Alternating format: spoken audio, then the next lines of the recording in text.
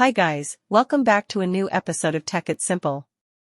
Today, in this video, I'm going to show you how you can log out of your Threads account. Keep watching the video till the end to log out of your Threads account. Firstly, go ahead and launch/open your Threads application. The homepage of Threads application will appear on the screen. Click on the profile icon at the bottom right corner of the screen. You will end up on the profile section of your Threads account. Tap on the two lines at the top right corner of the screen.